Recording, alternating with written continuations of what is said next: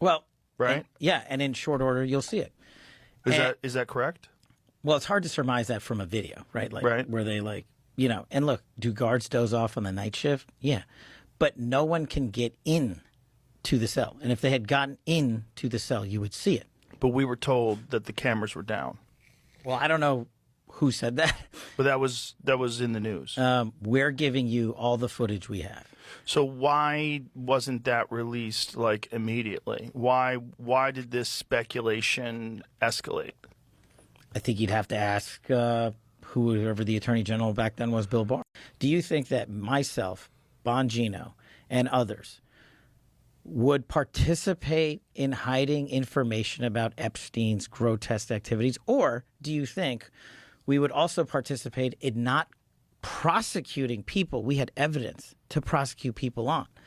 But the problem is there's been 15 years of people coming in and creating fictions about this that doesn't exist. Where's the videotape of an Epstein Island of X, Y, and Z committing these frauds? Why haven't you given it to us? Do you really think I wouldn't give that to you if it existed? I'm working my ass off along with the leadership at the Bureau and DOJ to get you what we're allowed to give you. And you're going to get the video of the cell, and you're going to see for yourself. And we will never be able to convince everyone.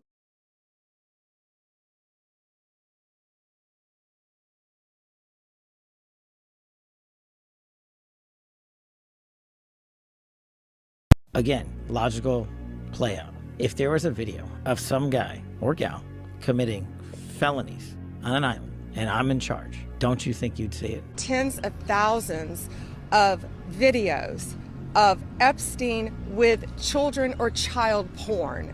And there are hundreds of victims. And no one victim will ever get released. It's just the volume, and that's what they're going through right now. The FBI is diligently going. You said Jeffrey Epstein committed suicide. People don't believe it. Well, I mean, listen, they have a right to their opinion, but as someone who has worked as a public defender, as a prosecutor, who's been in that prison system, who's been in the Metropolitan Detention Center, who's been in segregated housing, you know a suicide when you see one, and that's what that was. He killed himself. You want me to get, I've seen the whole file. He killed himself. You know what, Maria? Stop. Cash. He's lying. Immediately. Already you could tell he's lying. Immediately. For those of you that are listening, you should come watch this clip because you could tell he's lying in the first second. Okay, go on. You know what, Maria? Cash is not kidding. We've been personally briefed extensively on every single detail, nugget, tendril of this case. One is actively in court right now, so out of respect for the case, it's probably more appropriate that I stay quiet on that. However, I'm not going to tell people what they want to hear. I'm going to tell you the truth, and whether you like it or not is up to you. If there was a big explosive there, right? Given my history as a Secret Service agent and my personal friendship as a director does with the president, give me one logical, sensible reason we would not have. If you can think of one, there isn't. No, sure there is. In some of these cases, the there you're looking for is not there. And I know people, I get it. I understand. It's not there. If it was there, we would have told you. No, that's a complete lie. He's lying. That is 100% a lie. That is a lie. If you have any experience identifying when someone's lying, that's a very sloppy lie. All right? On top of that, there's lots of reasons why you wouldn't want to say anything, bro. Maybe you're being blackmailed. Maybe you're being compromised. Maybe your family's being threatened. Maybe they got to you. Okay? Maybe there's a bigger plan at play. Maybe you're trying to keep it quiet so you guys can execute what needs to be done. There's all different kinds of reasons. Plenty of reasons. So let's not sit here and gaslight and say there's no reason we wouldn't tell you. No, there's a lot of reasons. They don't necessarily mean that you're the bad guy, but there's a ton of reasons, bro. He killed himself. You want me to get, I've seen the whole file. He killed himself. That Jeffrey Epstein story is a big deal.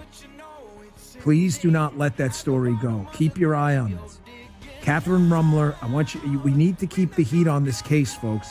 There are a lot of people who are knee deep in the Washington swamp who are not telling you the truth about serious allegations out there that Epstein may have had video and audio of people out there doing things they shouldn't have been doing. And you should be asking yourself the question, how is it that all these people, the CIA director, the Obama fixer, Bill Clinton, all intersected paths with Jeffrey Epstein? Jeffrey Epstein isn't with us anymore, and nobody seems to want to talk about it. Outside of a few entrepreneurial media outlets saying, hey, this is a big deal. Who has Jeffrey Epstein's Black Book? Black Book? FBI. But who? That is that. I mean, there's. Oh, that's under direct control of the director of the FBI. Why is the FBI protecting the greatest pederast, the largest scale pederast in human history?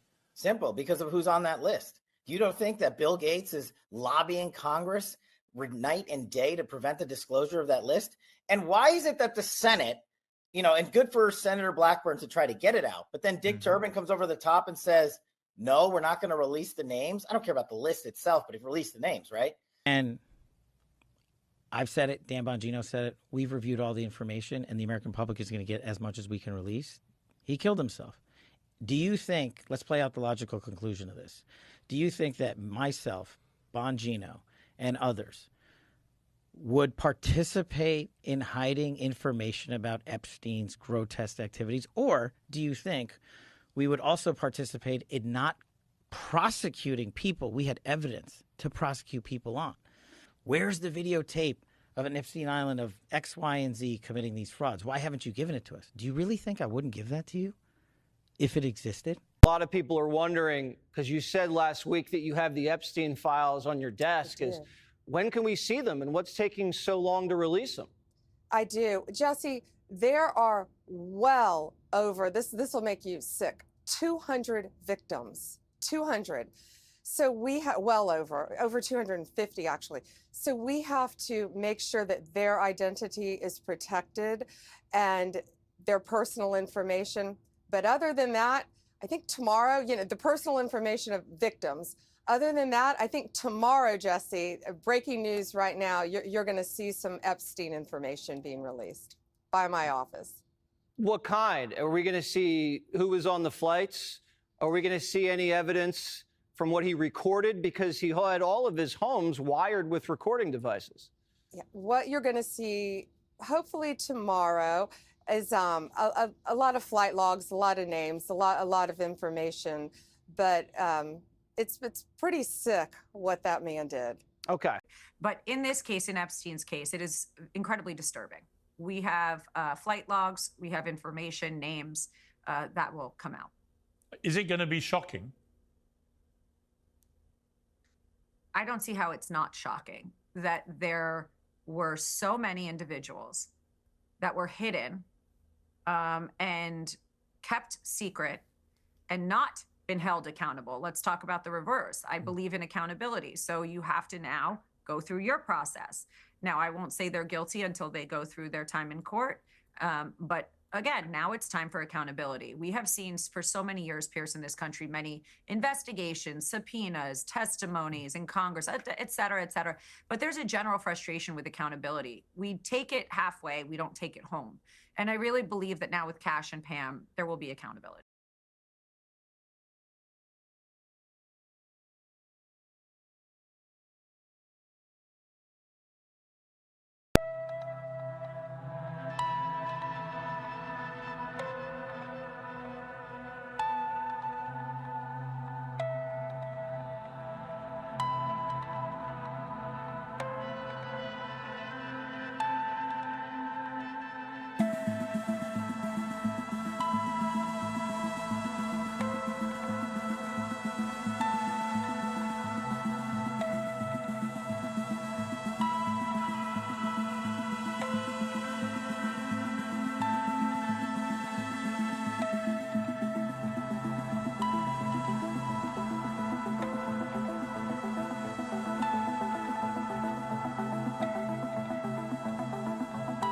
Epstein's clients? Will that really happen? It's sitting on my desk right now to review. That's been a directive by President Trump. I'm reviewing that. I'm reviewing JFK files, MLK files. That's all in the process of being reviewed because that was done at the directive of the president from all of these agencies. So have you seen anything that you said, oh my gosh? Not yet. Okay. Well, we'll check back with you. Caroline, the DOJ and FBI have now concluded there was no Jeffrey Epstein client list. What do you tell MAGA supporters who say they want anyone involved in Jeffrey Epstein's alleged crimes to be held accountable? This administration wants anyone who has ever committed a crime to be held accountable, and I would argue this administration has done more to lock up bad guys than certainly the previous administration. And the Trump administration is committed to truth and to transparency. That's why the Attorney General and the FBI Director pledged at the president's direction to do an exhaustive review of all of the files related to Jeffrey Epstein's crimes and his death. And they put out a memo in conclusion of that review. There was material they did not release because, frankly, it was incredibly graphic and it contained child pornography, which is not something that's appropriate for public consumption. But they committed to an exhaustive investigation. That's what they did, and they provided the results of that. That's transparency. Follow up on that, Sure. Caroline. Okay, so the FBI looks at the circumstances surrounding the death of Jeffrey Epstein. According to the report, this systematic review revealed no incriminating client list. So what happened to the Epstein client list that the Attorney General said she had on her desk? Well, I think if you go back and look at what the Attorney General said in that interview, which was on your network on Fox News. I've got the quote. Go ahead. John Roberts said, DOJ may be releasing the list of Jeffrey Epstein's clients. Will that really happen? And she said, it's sitting on my desk right now to review. Yes, she was saying the entirety of all of the paperwork, all of the paper in relation to Jeffrey Epstein's crimes. That's what the Attorney General was referring to, and I'll let her speak for that. But again, when it comes to the FBI and the Department of Justice, they are more than committed to ensuring that bad people are put behind bars. They have an operation going on right now called Summer Heat, which has our murder rate trending in the lowest direction in United States history. Their emphasis on violent crime and locking up violent criminals has led to the arrest of 14,000 violent criminals. That's a 62% increase from the same time period last year. So this Attorney General and the FBI Director are committed to putting bad people behind bars where they belong. They promised an exhaustive review. That's what they did. For any further details, I would refer you to the Department of Justice. Okay. What went on here? At the hands of the now dead Jeffrey Epstein, a man who knew no limits. On my own island, I can think the thoughts I want to think. I can do the work I want to do. I'm free to explore as I see fit. In 2003, as he told a reporter, this island was his world, run by his rules. I realize what I am. I'm very comfortable in my own skin. What I'm really free to do is I'm free to follow my own personality. And what a dark personality it was. Driven to sexually abuse countless young girls. His private sanctuary, an isolated prison known as Pedo Island, where he would share the girls like prey with his rich and powerful friends. We weren't anything important to them at all. We weren't even a human being to them. We were just another toy to be passed around. And that's what they did. Jeffrey Epstein may be dead, but the fight for justice is not. Today we announced the arrest of one of the villains in this investigation. Just 4 days ago, Ghislaine Maxwell, the most wanted woman in the world, was found hiding out in New Hampshire. She ruined so many lives. She belongs in jail. You want to hurt kids? That's where you go. Epstein's #1 co-conspirator finally arrested after a year on the run. Helped him exploit girls who were as young as 14 years old. She's repellent. She's truly evil. Now, a new criminal investigation on Epstein's Caribbean island exposes the true extent of this predator's shocking behaviour. What happened on Little St. James, it was so horrifying. The actions were just reprehensible. And adds pressure on Prince Andrew, still hiding in the palace, refusing to be interviewed by the FBI. Prince Andrew has simply totally stonewalled. Of all Epstein's victims, it's the allegations of Virginia Roberts Giuffre that has had the most fallout around the world. Amongst many others, she claims Epstein trafficked her to Prince Andrew 3 times. The first in London when she was 17, then once in New York, and the third and final time here in the Virgin Islands. Prince Andrew, close friends with Ghislaine Maxwell, denies the allegations. The third time that you were trafficked to him, were you alone with him? No, there were a lot of younger girls with us, and it was very shocking. How many young women with you? I believe there were 8. Prince Andrew met Epstein through Maxwell, a British socialite, daughter of disgraced media baron Robert Maxwell.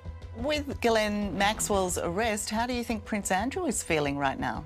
Oh, Prince Andrew should be panicking at the moment because Ghislaine doesn't really care about anyone else but Ghislaine. It's all laid bare in her artwork. Maria Farmer is filling her canvas with the Epstein story, the bad and the ugly. For her, a story that started in 1995. It was then, as a gifted student at the New York Academy of Art, she met patrons Jeffrey Epstein and Ghislaine Maxwell. It makes me really sad because the only thing I did wrong was I went to the wrong graduate school. That's the only thing I did wrong. Jeffrey fell in love with Maria's art, bought her first major work, and hired her in 1995 to buy art for his New York mansion. During that year, she had a front row seat to what went on behind these closed doors and saw Ghislaine Maxwell in full flight. She would turn like that, and like as school's getting out, she's like, I've got to get the nubiles. I'm going to get the nubiles. What did she mean by that, and what did you witness? So several times I was in the car with her, and she would ask the driver to stop the car. And she'd dash across to the school or the park or wherever she was going, and she would like write down her phone number for a child, a young girl. And then I'd see that child at the house. And she'd say, they're auditioning. You know, I found a model in the park. And I thought it was really strange because I did see a couple girls in braces, and I've never seen a model with braces. Of course, it was a ruse. Epstein claimed to help manage Victoria's Secret, and Maxwell was his eager model scout. He asked me to take my shirt off, so I took my shirt off. Instead, as Maria unwittingly witnessed, Maxwell was happily procuring girls to feed Epstein's insatiable appetite for sex with teenagers and young women. He started getting a little excited about it, and he started touching himself. A compulsion Maria would soon experience firsthand. Ghislaine came in to get me one evening. Basically, they brought me to the, Ghislaine escorts me to Jeffrey's room, and he's lying there, and he goes, well, here, sit down, you know? And so right next to him, and then Ghislaine sits on the other side, and they began assaulting me. But really, while I was lying there the whole time, I'm thinking, my sister's been around these people. My sister was 16. She's been around them alone. Maria's fears were well-founded. Her younger sister Annie revealed she too was sexually abused by the pair. Maria went to the FBI. It was 1996, and she was the very first victim to officially report Jeffrey Epstein and Ghislaine Maxwell to the authorities. But in a pattern that would be set in the decades ahead, her complaint was ignored. They just kept it all quiet, put it in the bottom drawer. And they were so dismissive that I just felt daunted and I stopped. But by going to police, Maria felt the full force of Maxwell's fury. Terrified, Maria went into hiding and gave up her art career. What sort of threats has she made against you? Originally, it started with things like, I'm gonna burn your art. And then I'm going to burn your career. And then I'm going to burn you and the house you live in. And then it was, oh, be careful crossing a street. You know, you can get shot in the back of the head. You know, they were threats against my life. And I told the FBI this. Do you reflect on how different life would be for so many women today if the FBI had investigated your complaints in 1996? Yeah. I think about it all the time. I do. And it hurts a lot. And I never had children because of it. Because I didn't feel like they would be safe.